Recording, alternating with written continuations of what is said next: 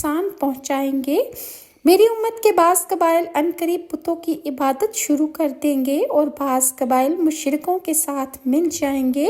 قیامت سے پہلے تقریباً 30 جھوٹے دجال ظاہر ہوں گے، جن میں ہر ایک دعویٰ کرے گا کہ وہ نبی ہے۔ میری امت کا ایک گروہ ہمیشہ حق پر قائم رہے گا، ان کی ہمیشہ اللہ تعالیٰ کی طرف سے مدد ہوتی رہے گی اور کوئی مخالفت قوت انہیں نقصان نہیں پہنچا سکے گی، حتیٰ کہ اللہ کا حکم یعنی قیامت آ جائے گی۔ قیامت کے قریب لات اور عزیٰ کی اسی طرح عبادت شروع ہو جائے گی جس طرح زمانہ جاہلیت میں ہوتی تھی۔ حضرت عائشہ صدیقہ فرماتی ہیں کہ میں نے رسول اللہ صلی اللہ علیہ وآلہ وسلم کو فرماتے ہوئے سنا ہے کہ دن رات ختم نہیں ہوں گے جب تک لات اور عزیٰ کی عبادت دوبارہ نہ شروع ہو جائے۔ میں نے عرض کیا یا رسول اللہ،